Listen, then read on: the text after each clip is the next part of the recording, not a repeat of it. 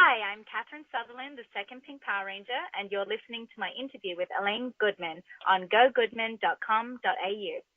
Most of the other actors from Power Rangers have a background in martial arts or gymnastics. What's your background in? I actually was a dancer, so I grew up doing ballet and tap and modern dancing and everything. So I was good at choreography, but I'd done very little martial arts. I think I'd done martial arts for maybe a month of my life as a kid. So I had a friend for the audition. I had to do a martial arts routine, and I had a friend who had done martial arts show me some stuff, and I just could kick high, and that kind of helped, I think. So, yeah. Growing up in Australia, did you ever think about moving to America?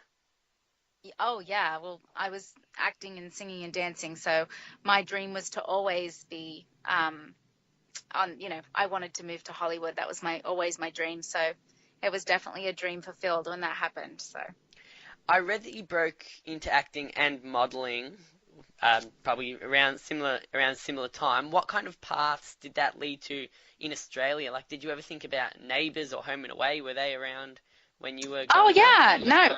I did a lot of commercials actually in Australia, and I did theatre. I did a lot of theatre when I was there. And of course I auditioned for Neighbours and all of those. The industry is really different in Australia to over here. It's a lot. You kind of get to know everybody very well, whereas in America you're like a small fish in a very big pond. So, I would. You know what? If I booked something in Australia, I would have definitely stayed, but it just didn't work out that way. So, Did you apply yeah. for play school? For play school? No, that would have been a fun job. I would have loved that. And you originally auditioned for Dulcea in the first Power Rangers movie. How close were you to getting that role? I believe I got a call back, and that's as far as it went. You know, Gabriella was replacing. They originally had cast Mariska Hargitay. Mariska Hargitay. Yeah, so Gabriella replaced her, and you know, when you see Gabriella in the film, I can't imagine anybody else doing that part. She was so perfect for it, and I would not have been right for it. So it all worked out how it was supposed to. Had you heard about Power Rangers? Because I don't think it made it out here until about 96 or 97 or something. No, it had just started airing when I was cast. So I saw a couple of the very first episodes, so that I knew who I was going to be working with, but I couldn't make any sense of it. I had no idea what was going on. It wasn't a big thing. I had no idea how huge Power Rangers was until I went to the premiere of the first movie and walked out of Jason Frank's limousine and was like, what? Oh my gosh, this is crazy. Like, they were like rock stars. Right, so you Yeah, were it was already in the loop around the movie. Yeah, so I was cast, I moved over in June 95. So when I got to America, they were all touring with the press junket for the movie. So they were all touring around the country. And I started doing some of my filming. And then when they came back, it was from that we started filming more aggressively. But I was in a little bubble. I didn't know how huge it was. I just thought I was part of a kids show. I didn't know it was like that. When did the cast find out that you were replacing Amy Jo? Well, Amy had expressed that she wanted to leave, so they all knew that she wanted to leave and that she was leaving. And they had, I guess, been casting in America and hadn't found the right person. So when I came, they all were expecting me. They all knew I was coming. They knew I was replacing her, and they were very welcoming and embracing. Though it was really nice. They really opened their arms to me, and I never felt like I was stepping into an uncomfortable situation, you know, where everybody knew each other and I was the outsider. They immediately embraced me. So you talked about the audition process. Did that take place in Australia? Yes, I auditioned in Australia. And did Shooky come out here for that? He came out for the final callback. So my first audition was a scene. And the second audition, I think I had to do a scene and a martial arts routine. And then the third callback, I met with Shuki, the producer. So, and I remember being very bold and very unlike myself in that moment. And when I left him, I said, I hope you make the right decision, Mr. Levy. And what did he say? He was like, oh, I do too, Catherine, or something. And then I was like, well, who was that? That was so unlike me to say something like that. But he actually called me at home to tell me I had the part. So it was really cool. He said, how do you feel about moving to Hollywood? And I was like, excuse me? He said, would you like to come over here and film with us? And I was like, oh my gosh, I was crying. It was crazy. When you were revealed as Amy Jo's replacement as the Pink Ranger, what was the fan response? Did it take a while to try and win them over? Did you have contact with them, or was it just from being on the show? Well, when I was filming it, I was, again, like in a bubble. I didn't really know. But I think, Kimberly was so popular. So I think I still deal with that, with some people being very angry that I replaced her and some people loving it. So I definitely felt that I had to prove myself because she was so popular. But they made our characters very different. And I think that was very smart on their behalf. And, I just knew that I had to do my very best and give the fans as much of myself as I could and just leave it in God's hands, So I think that there's still, like I said, there's people that definitely are upset about it and there's people that liked it. So you can't, I was an actor fulfilling a role. So you just have to, some people are going to like you and some aren't. You just have to deal with it. Now, I love asking this question of the Ranger actors. I've interviewed quite a few of them, and they're amazingly popular on social media. What was your experience on the show like? You just missed being in the first movie, as you mentioned. You were introduced by yourself. You would have had your own toys. You just took a picture and uploaded it of one of your original playing cards or one of your original Power Ranger cards. Trading cards, that's the word. What moments or memories stand out for you from that time during the mid-90s? Oh, gosh. It was, it changed my life. I moved to a completely different country, new culture, just, being 20 years old. And it was really quite an overwhelming experience. But when people ask me that about like what my favorite memories were of the show or whatever, I would say for sure that it was when we would visit the kids, Make-A-Wish kids would come to the set, or we'd visit kids in hospital. And there was something so powerful about being able to make them smile and just make them forget for a moment that they were sick. And I just feel so grateful that I got to do that. And, even now with conventions and stuff, people come up and say, when I was 10, I was, diagnosed with cancer, and watching Power Rangers got me through. And I just feel like, wow, what an amazing thing to be part of a legacy like that and be able to touch people's hearts like that. It was an amazing thing that I didn't really understand when I was filming, how much we were affecting people. It still blows me away. It really does. But I would definitely say that. And just being part of a legacy, a TV show like that, I missed the fraternity of it. We were just such a family, and there's something really special about that too. You obviously moved over from Australia, and you said you pretty much moved straight into working. Did you get any other support from the producers to try and mix into American life? Yeah, I mean, when I came over, I had an apartment and a car, and they got me set up so I had a place to live and all of that. And Shuki was very good. He was like my guardian angel when I first came. He was very good about checking on me and making sure I was okay. And Karen, who played Aisha, her and I became very close because we were the two girls. So she took me out, and we both got our first tattoos together. What was it? What and where? What and where? A cross on my foot. I have a cross with a leaf going through it on my foot. And she got Winnie the Pooh because her nickname's Pooh Bear. So I definitely felt like I was supported that way. But it was hard for me. The first time my parents ever came and visited me, I was so sad when they left because I felt so isolated at first. It's just a big change for not just me, but for anybody moving to another country. So Yes, but they did a good job of trying to assimilate me and get me used to it, take me to the grocery store and explain that cantaloupe, not rock melon, Catherine. And we don't eat pumpkins. Pumpkins are only in the fall for decoration. Really, they I'm don't like, eat what do you mean? pumpkin. We eat pumpkin with every meal in my family. Oh my So God. Yeah, I've got a question a little bit later about the Australianisms and yeah, things like that, but we'll get to all that. We'll bring yeah. it home. Bring it home. One of your best friends, you mentioned Karen Ashley, who's really cool. I've Mhm. interviewed her as well, and she's coming to Australia at the end of this month.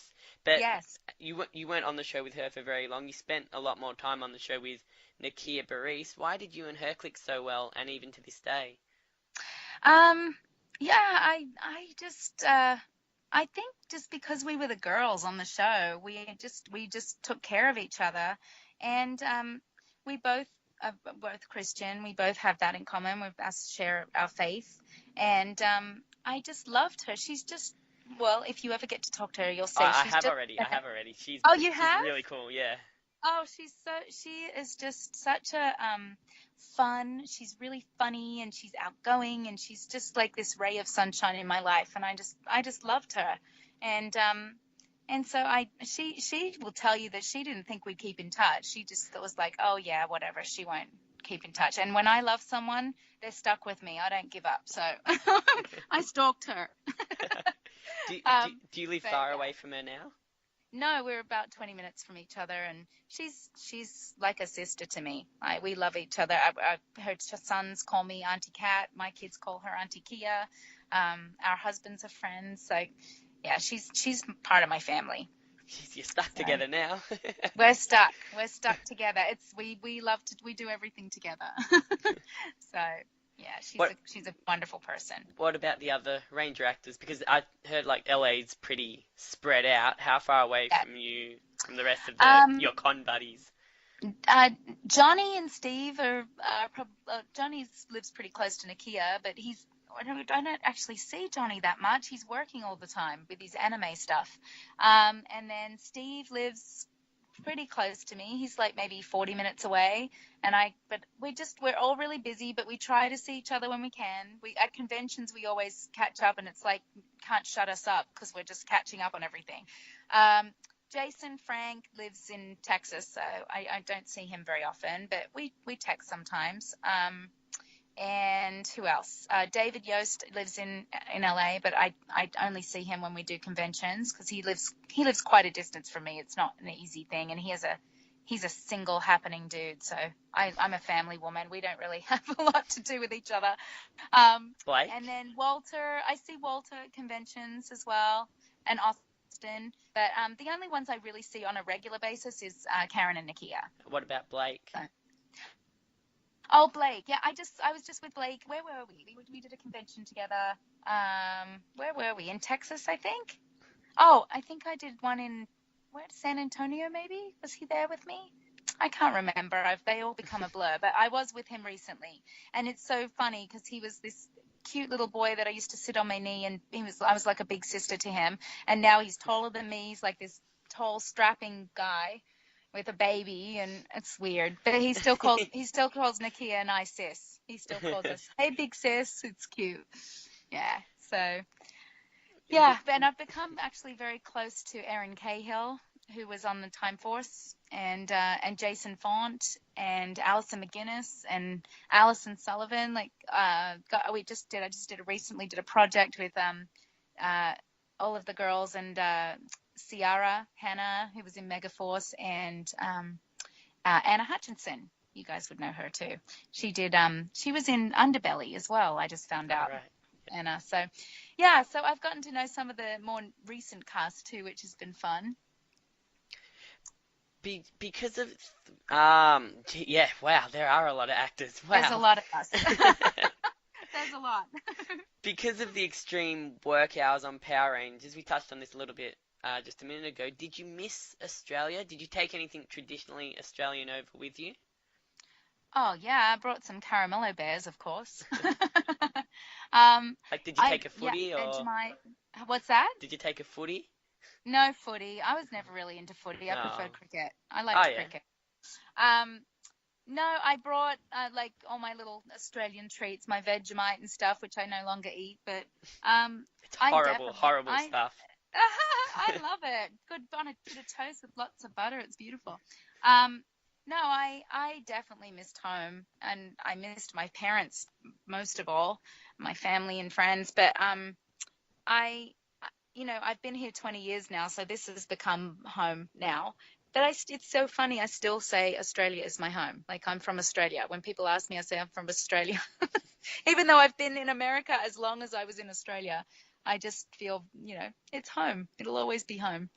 So, yeah, When can't did beat it. no, When I go back now, I'm like, oh, it's such an amazing place. I did not appreciate it when I was there for how amazing it is. So, when did America start to feel like home? um, that's a good question. Oh, there we go. Probably. I like that response. Probably when we bought our first house, I realized that we were staying because my husband's from America, but he loves Australia. So we talked a lot about possibly going back to live, but once we bought a house, I was like, okay, we're planting our roots. We're going to stay here. What year was that? What's that? What year was that? That was 2003, Oh, I well, think. so you'd already been over there for about 8 years. Yeah, yeah, Right. yeah. So once, yeah, we got engaged and bought a house and got married and all of that, I was like, okay. And then I became a citizen. After I got married, well, no, actually, it was before I got married. I became a citizen because I thought, he had proposed at that point, and I thought, well, if I have children, I want them to be able to have dual citizenship, and as long as I can keep my Australian citizenship, I'll do it. So they said I could, and so yeah, I'm a dual citizen now. What did you do after your stint on Power Rangers? I read you became a personal trainer and dabbled in voice acting. What Uh-huh. direction did you take? Yeah, I was still auditioning after the show, and I did a few things. I did some spots and some movies and commercials and stuff, but I just I just found auditioning really, really painful, to be honest with you. It was just so soul destroying for my personality. I just did not like to feel like that I was so focused on myself all the time. It drove me crazy, and I just felt like I was never good enough, and it just wasn't good for me, my self-esteem, and I just didn't like it. And I love acting, but I just did not like auditioning. So I started to kind of look and see what could I do to kind of make an income, but still be able to audition if something comes up, if I feel like it, or and I love giving to people. So what else can I do? And so I actually got certified as a trainer. I was doing that for a little while, and it felt very unfulfilling because for the most part, people want immediate results and they're not willing to do the work it takes, and they're not really wanting to change their lifestyle per se. They just want to, pay you to make them gorgeous. It was very aesthetic. So it kind of was making me feel like acting was feeling again. So I ended up getting a certification in it's called Gyro Tonic. It's kind of like a cross between Pilates and yoga. And I was teaching that. It's kind of like a rehabilitative form of working out. I worked a lot with people that had pretty severe injuries, herniated discs and things like that, or hip replacements. And I really loved it. I loved being able to help people like that. So I did that right up until I had my son, my second child. And I was still doing voiceover work and commercials here and there. And my daughter and I were doing some stuff together because she was modeling as a baby. And yeah, and then once I had him, I was like, okay, I'm going to focus on being a mom for a while. So I kind of stepped away from everything for a good 4 years, and then went back to kind of dabbled back into commercials again. And yeah, so I've never been one to have a 9 to 5 job. I guess I'm a little bit of a butterfly that way. I like to dabble in a lot of different things. Did you ever feel nervous about having employment? Did you ever feel that like you didn't know where to turn after Power Rangers? Oh, The yeah. regularity of Power Rangers finished? Oh, for sure. And we definitely got typecast after Power Rangers. And because I was hired as an Australian, I was completely committed to Saban Entertainment, so I couldn't do anything else when I was on the show. I couldn't look for an agent. I couldn't work on anything else. So I was that was unfortunate, because that would have been a good opportunity for me to start looking for work, you know. But so when I remember crying and saying, what am I going to do? What am I going to do?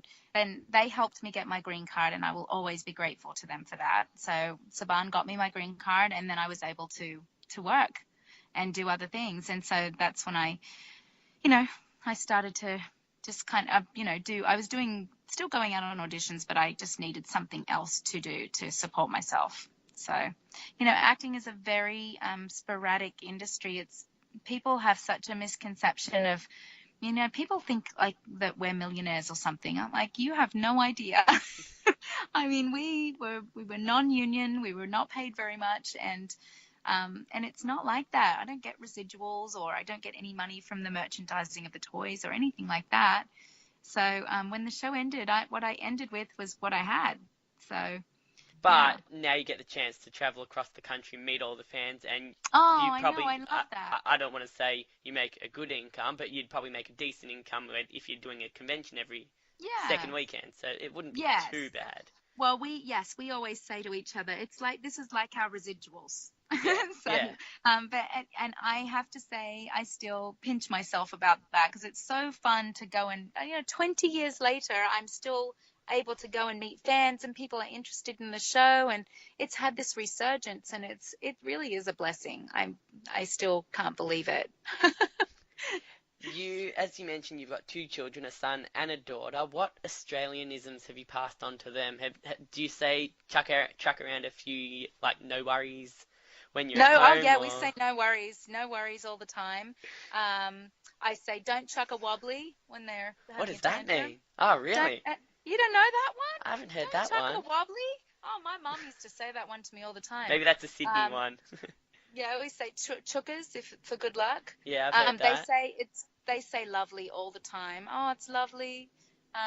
They call me mum, like an Aussie, instead of mom. They say mum. So do they have Australian accents or mixed? No. They did a little bit when they were little, when they were learning to talk and everything, obviously, because they were copying me a little bit. But no, the certain words though come out, or certain phrases that are Aussie, which is cute. My daughter for school she was star of the week one week, and she had to pick something to teach the class, and she taught them how to speak Australian. So she was teaching them all the different colloquialisms, and the kids loved the don't chuck a wobbly. They thought that was great. Have you taught them about cricket? No, I haven't taught them about cricket. They know Aussie, like football, Aussie rules, but that's good. Yeah, it's fun. They love being half Australian. They think that's really cool. Have they been out here before? Yes, they've been. My son's been twice, and my daughter's been 4 times. Just to Sydney, or to Melbourne, or? No, my parents lived in Queensland, so they've been to Queensland, they've been to Coffs Harbour, they've been to Sydney. Yeah, so. Right, yeah. Melbourne's next on the list. I love Melbourne. I want to go to Adelaide. I've never been to Adelaide. Really? Adelaide's like a country town. Yeah, I know. I'd love to go to South Australia, because there's all the vineyards there, and I think that'd be really awesome. So. How often do you get back to Queensland, I guess, if your parents are in Queensland? Well, I used to go back more often, but I'm sure you know from social media, my parents passed away. So I lost my dad in 2012 and my mum in 2013. So wow. I went back for both of them, like nursed them through that. So I'm not quite ready to go back yet. I will, but I'm just not ready, because home was them. So it's hard for me now to think about going without them being there. Do you have brothers or sisters? I have 1 brother and 2 sisters. Yes. Are they here or America? No, they're all in Australia too. Yeah. So, right. Oh, that's hard. Yeah, everyone's there. My whole family's there. There are a lot of there we go. There are a lot of fans down here that would love to meet you. Are you looking into coming to a convention in Australia when you're ready? I would love to come to Australia and do a convention. Absolutely. I haven't been approached to. I know a lot of fans message me and ask me. But you guys should just contact the promoters and just see. I mean, if you guys want me there, you got to go and talk to the promoters. I know people are working on it. We're starting gradually to get the original Ranger actors out here. So Yeah. I know people that are working on it. That's awesome. Yeah, I know Karen and David. Is it David? Yeah. Karen and David. They're super excited to come out and meet all you guys. And so. Walter and Austin have been out here twice now, which is cool. Yes. Oh, they're so much fun. Walter's so much fun. Have you met them? I went to Brisbane to meet them. I met Steve in Adelaide. I met Walter and Austin up in Brisbane, and then I met Jason in Melbourne, but that was pretty quick. His tickets sold out so quickly. Oh, really? Yeah. He's a popular guy. Yeah, but I think it's because it was like Melbourne or Sydney they would, but if it's Brisbane or Adelaide, the conventions are a little bit quieter. So I'm going to Adelaide to meet Karen and David. I'm really looking forward to that. But no, Austin and Walter were great. Walter just told stories. Don't they do a tour though? Are they just doing Adelaide, or are they doing? They're doing Brisbane and Adelaide. Oh, Brisbane and Adelaide. Okay. Yeah, so Supernova have a thing where they have two conventions in two consecutive weekends, and they're the furthest apart. So they'll link Melbourne and the Gold Coast. They'll link Brisbane and Adelaide, and I think they link Sydney with Perth. Okay, Yeah. Cool. So Austin and Walter have done the Brisbane and Adelaide and the Sydney and Perth one. Okay. So they're busy. They like it here, obviously. Yeah. Oh, yeah, I know. They said they had a fabulous time, so that's awesome. As the person that replaced Amy Jo, did you get respect from the fans when you started attending conventions? How did you get onto the convention scene?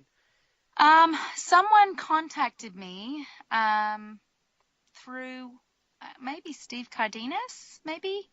He contacted me and said that there's an anime convention. I said, "What's anime?" And he's like, okay. So he educated me on what anime was, and I was like, "Well, why would Power Rangers? How would that fit into that? I don't understand." And he's like, "You guys don't realize you have a lot of fans." And I was like, "What?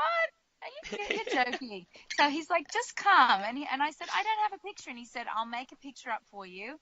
And so he made me up one picture. I went with my one, stack of pictures of one style picture, and I showed up, and there was a line waiting, and I went, "What?"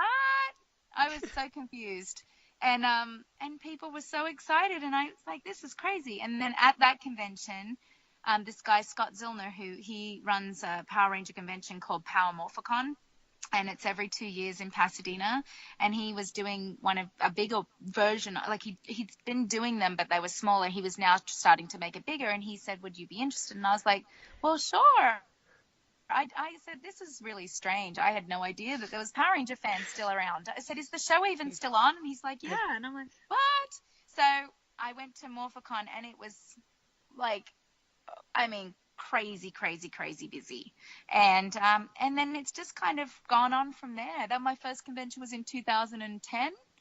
And then it's just kind of gone on from there with people contacting me, and then booking agents contacting me. And it's, at first, as far as the fans go with my character, I think I really, on my page, do not promote any negativity of any kind. I don't want people saying unkind things about Amy. I don't want people saying unkind things about anybody. Me, no one. But people will sometimes, in order to support me, they'll put her down, or they'll put me down to make her look better. And I just don't like any of that stuff. I just feel like she was amazing.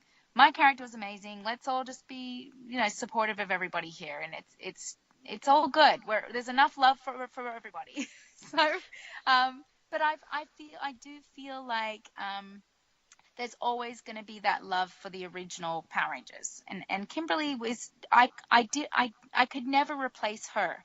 All I could do was be Kat, be myself, and hopefully people like me, and that's what's happened. I think my character is loved by a lot of people, and doing these conventions has allowed people to kind of see who I am and get to know me better too, which has been nice. So I'm not just some, figure on a screen. I'm actually a real person. You're one of the originals as well. Yes, I know, but you know what I mean. Like the very first ones Yeah. that started the show will always be super special because they were the ones that created it, you know? Is So, that 2010 after you did your first convention? Is that when you started getting into social media? yes, yes, and I was very amateur at it. I think I had my fan page and my personal page mixed together at one point, and realized very quickly that that was a very bad idea. And I still am suffering from that because I have there's a lot of really nasty people out there that set up, fake profiles and use my name or use my family's name. And it's been very painful actually. So I don't have any personal pages anymore. I just have my fan page, which is Catherine Sutherland Official. So if you guys see anything else other than Catherine Sutherland Official or Catherine_Sutherland on Instagram, I do not have any other accounts. That's it. I don't have Twitter. I don't have anything. Just those two. So people friend these people thinking it's me, and it's not. So shut them down, people. Do you have anything good to say about social media? Yes, I do. I do like being able to. I mean, like this. You found me through social media. I like to be able to connect to the fans. I love getting messages from everybody. I love to be able to inform them of where I'm going, so that conventions, and it's a great way to connect to people on a bigger scale. I do love that about it. But unfortunately, there's always people that are that are spiteful, and that's the part that's hard. So. What else you're up to? I think you have a children's book out as well. You're on an episode of Class Dismissed coming up. What else are you up to? I did a game called Battle Battalions with several other voices. There's Erin Cahill did it, Jason Fawn, Blake Foster, Michael Capon, Steve Cardenas, and Walter. So we did that, and it's actually, you can download it now if you go to battlebattalions.com.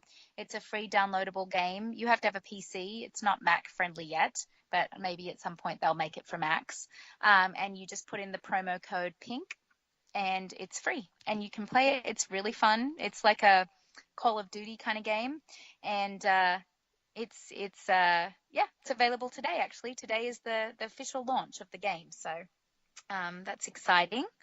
And yes, my book is I'm having I just had an edit. We're editing it again. So I'm kind of going through, this is probably my third or fourth edit that I've gone through. So it's being illustrated and edited, and it's a lot longer process than I expected. So I will get it done one of these days. So yeah, and then I did another voiceover for a toy called Password Journal. So that's out with Mattel, and yeah, that's about it right now, I think. And again, where can people find you? And then we'll get into the fan questions. Sure. Catherine Sutherland Official on Facebook, and then on Instagram, Catherine_Sutherland. Michael from Rosemead, California wants to know, what would your life be like if you were actually the first Pink Ranger and was in the first Power Rangers movie? Oh, wow. That's a good question. I've never been asked that. Well, I don't know that my life would have been that different, but it would have been fun to be a part of the first movie. It was such a on a big scale and everything. I would love to have been able to film in Australia and do all of that. It would have been wonderful. But I don't really look at it like that. My path was my path. So. Okay, the next question is from Torsten from Adelaide. We kind of touched on this a little bit earlier. How soon can we hope to see you at an Australian con? Ranger Force are pushing hard. I don't know if you've heard of Ranger Force, but they are. I have heard of Ranger Force. Thank you, guys. Thanks for looking out for me. I will come whenever you guys will have me. As soon as I can get there, I will get there. I would love to come and meet all of my Australian fans. That'd be awesome. Scott from Maryborough in Victoria, Australia, wants to know, would you return as a mentor or advisor to another bad turned good ranger, similar to your role as Cat? Oh, yeah, I think that'd be awesome. I'd love to come back. That'd be fun. If it was the right circumstances, I would definitely do that. Are you someone that wants to become a union show? Yes. That would be nice. Everett from Lubbock, Texas wants... I was just in Lubbock. Oh, really? You might have met him. Yeah, I just did a convention there. I've always wanted to know, in season 2 where Kimberly is kidnapped by Goldar, were you in the Yellow Ranger outfit? I thought I heard your voice. No, that was not Okay. me. Right. I was sneaking into the Yellow Ranger suit just to mix it up. Billy Joe from Sydney, New South Wales, wants to know your most favourite thing about being a Power Ranger. Being a superhero. It was pretty awesome. Pretty awesome. Be able to teleport. I liked that part. And just being able to be a positive influence to people. I liked being a strong woman, strong girl, good influence on young girls. And Nicholas, finally from Wintersville, Ohio. This is a longer one. Miss Sutherland, this is more of a question and thanks. My question is, would you ever consider reprising your role as the Pink Ranger? And my thanks go to you. I beat my stage 2 lung cancer, and I believe I recently saw that you beat yours. Thanks for proving to the world that we don't need the morphing grid to beat it. We can find the power within ourselves. Oh, I love that. That's awesome. Good for you. I would reprise my role as the Pink Ranger if the circumstances were right. And like with the Legacy episode on Megaforce, it just wasn't the right situation. And I was a little disappointed when I saw the episode with what they did.